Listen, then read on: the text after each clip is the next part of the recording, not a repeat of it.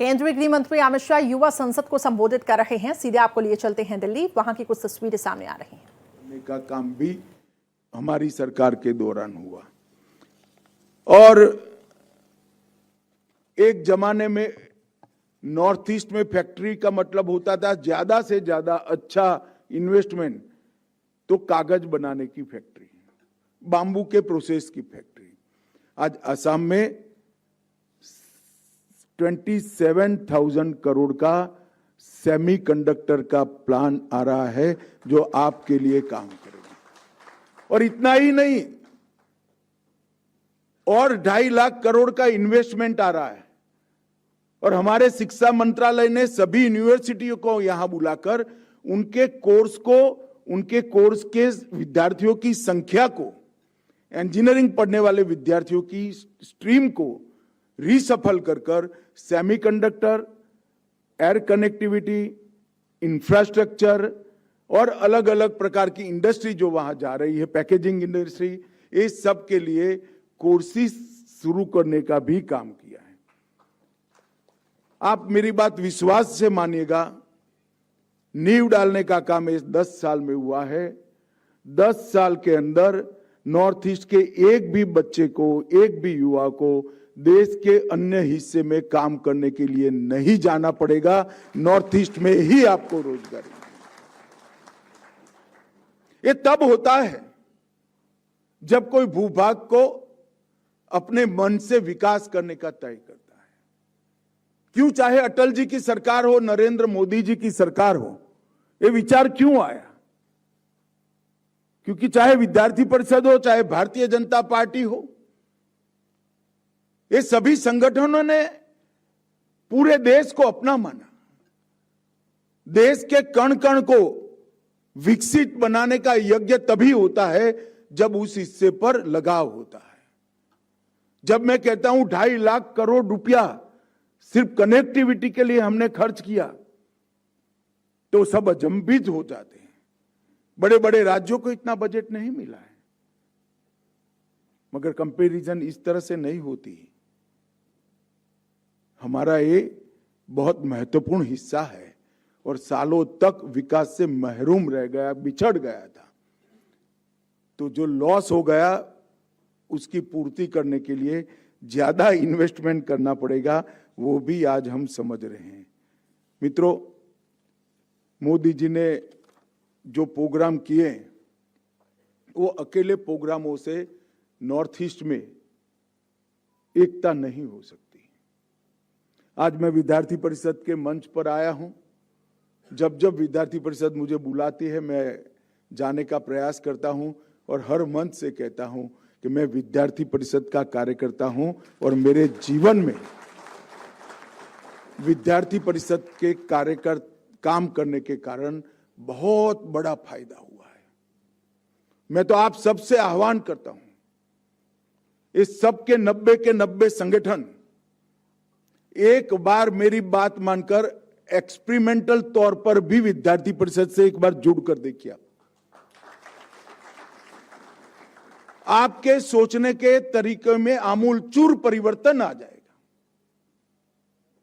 मैं कई युवा संगठनों से, छात्र संगठनों से मिलता रहता हूं। छात्र बना उसके पहले छात्र राजनीति को जानता हूं। मैं पूरे देश में एक भी संगठन ऐसा नहीं है जो राजनीति की नहीं सोचता है, केवल और केवल देश की सोचता है, देश के भविष्य की सोचता है। अगर हम भारत से जुड़ना चाहते हैं, अगर हम भारत के इतिहास को से जुड़ना चाहते हैं, अगर हम भारत की एकता और एकात्मता से जुड़ना चाहते हैं, अगर हम भारत की विकास की प्रक्रिया को जुड़ना चाहते हैं, अगर हम भारत के भविष्य से जुड़ना चाहते हैं, तो मेरा आपसे आग्रह है, आपके संगठन और विद्यार्थी परिषद के बीच में एक संपर्क सेतु बनाइए। सोचने में आमूल चूर परिवर्तन आ जाएगा। और मेरा विद्यार्थी परिषद से भी आग्रह है कि छात्र संसद बहुत अच्छा आयोजन है। मैंने बारीकी से आपका कार्यक्रम देखा है। परंतु इसको यहां समाप्त न करते हुए इस 90 से ज्यादा संगठन और विद्यार्थी परिषद के बीच में सेतु बनाने के लिए, एक ब्रिज बनाने के लिए 5 लोग वो संगठन से और 5 लोग विद्यार्थी परिषद के, ऐसी हमेशा की व्यवस्था करनी चाहिए जिससे सारे युवा संगठन देश की ताकत का एक हिस्सा बन जाए, देश के युवाओं के साथ जोड़ने का काम कर दें। और मैं मानता हूं कि विद्यार्थी परिषद ये देश के युवाओं को सही दिशा दिखाती है। चरित्र निर्माण की बात करने वाला आज कोई छात्र संगठन नहीं है। वो छात्रों की डिमांड को तो रखते ही है, मगर छात्रों को डिसिप्लिन भी सिखाते हैं, छात्रों के उत्कर्षित्व बात करते हैं, मगर छात्रों के अभ्यासक्रम की भी चिंता करते हैं। वो छात्रों को संगठित करने की तो बात करते हैं, मगर संगठित छात्र शक्ति को राष्ट्र निर्माण में लगाने का रास्ता भी प्रशस्त करते हैं। इस प्रकार का छात्र संगठन पहले भी नहीं दिखाई पड़ता था, आज तो दूर दूर तक दूरबीन लेकर भी नहीं दिखाई पड़ता है। इतने कठिन मानदंड होने के बावजूद विद्यार्थी परिषद विश्व का सबसे बड़ा छात्र संगठन है। वो छात्र को ऊंची आवाज करना भी सिखाता है, इसके साथ साथ व्यक्तित्व को भी ऊंचाई देना सिखाता है। छात्र की आवाज तो ऊंची होनी ही चाहिए। अगर युवा नहीं बोलेगा तो कौन बोलेगा? युवा ऊंची आवाज से ही बोलना चाहिए, मुखर कर बोलना चाहिए, डरे बगैर बोलना चाहिए। मगर युवा ने अपने व्यक्तित्व को भी ऊंचा बनाना चाहिए, अपने आप को भी उठाना चाहिए। और ये केवल विद्यार्थी परिषद ही कर सकती है। विद्यार्थी परिषद ने अपने इतिहास में आज तक जितने भी प्रकल्प लिए, 40 साल से तो मैं खुद अनुभव कर रहा हूं इसको, जितने भी प्रकल्प दिए राष्ट्र हित के लिए, विद्यार्थी परिषद के एक्सपांशन का इनकी सदस्यता छोड़कर एक प्रकल्प नहीं। ये सूत्र आते हैं, कच्छ हो या गुवाहाटी, अपना देश अपनी मिट्टी। गुजरात का एक युवा जाकर आसाम के लिए वहां संघर्ष करता है, कन्याकुमारी का एक बच्चा जाकर कश्मीर में तिरंगा फहराने की चेष्टा करता है। का आंदोलन हो, विद्यार्थी परिषद बंगाल में पहुंच जाती है। कालाहंडी में जाकर दारुण अकाल की स्थिति में लोगों के साथ खड़े रहते हैं। कोई भी राष्ट्रीय आपदा हो, विद्यार्थी परिषद फ्रंटल ऑर्गेनाइजेशन के रूप में वहां काम करती दिखती है। ये सभी चीजें आज के युवाओं का पथ प्रदर्शन करने वाली है। मैं फिर से एक बार आप सभी का आह्वान करना चाहता हूं कि आप सब अपने विद्यार्थी परिषद के साथ संपर्क रखें, विद्यार्थी परिषद के साथ संवाद करें और विद्यार्थी परिषद के साथ रहकर आपकी समस्याओं का समाधान बने। मैं आपको भरोसा दिलाता हूं, विद्यार्थी परिषद की साख इतनी बड़ी है कि अगर आपकी समस्या आपके साथ विद्यार्थी परिषद लेकर आई तो वो समस्या चुटकी बजाते ही उकल आएगी, इसका मुझे भरोसा है। और नॉर्थ ईस्ट के युवाओं को भारत की एकता और एकात्मता के लिए सोचने का विद्यार्थी परिषद के अलावे कोई संगठन आगे नहीं बता सकता, रास्ता नहीं बता सकता। हम मेघालय से हैं तो मेघालय के विकास की जरूर सोचें, मगर मेघालय के विकास से भारत के विकास की भी सोचें। अगर आप मेघालय के विकास की अकेले की सोचोगे तो ना मेघालय का विकास होगा, ना भारत का विकास होगा।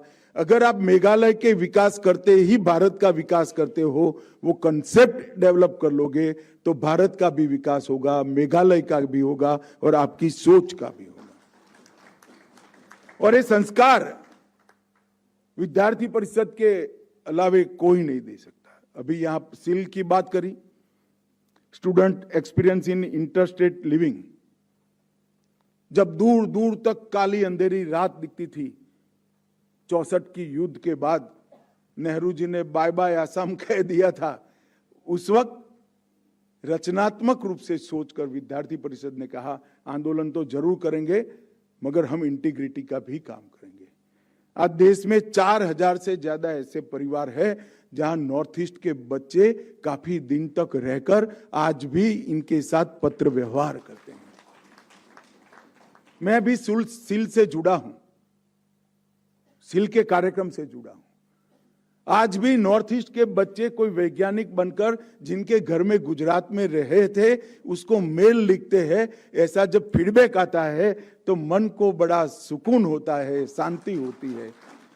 वो शादी करता है, निमंत्रण भेजता है, घर में किसी का मृत्यु होता है, संदेश भेजता है। यहां पर भी वो परिवार में किसी का मृत्यु होता है तो आकर वो मिलता है।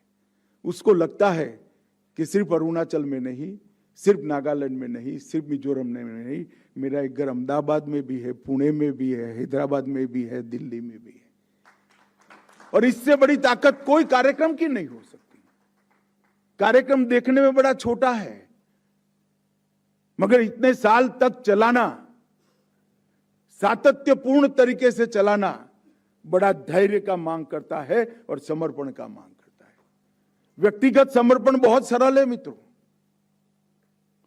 मैं अमित शाह के नाते समर्पण का भाव अपने आप में विकसित कर सकता हूं मगर संगठनात्मक समर्पण का भाव बहुत कठिन है, क्योंकि संगठन ने समर्पण का भाव अगर विकसित करना है तो पूरे संगठन में के अंदर वो भाव की निर्मित करनी पड़ती है। और मैं निसंकोच कह सकता हूं विद्यार्थी परिषद ने किया है, तभी जाकर सील जैसे प्रोग्राम इतने सालों से चल रहे हैं। मेरा आपसे आग्रह है कि सील की गतिविधियों को आगे बढ़ाने के लिए भी आप विद्यार्थी परिषद से जुड़िए। और आप सभी युवा हैं मित्रों, आपके सामने मैं एक बात करने आया हूं। आजादी के 75 साल हो गए, अब संविधान बनने का 75वां साल हुआ है। आजादी का अमृत महोत्सव जब हम मना रहे थे तब इस देश ने एक सामूहिक संकल्प लिया है कि 2047 तक हमारा भारत पूरे देश में, पूरी दुनिया में हर क्षेत्र में सर्वप्रथम होगा।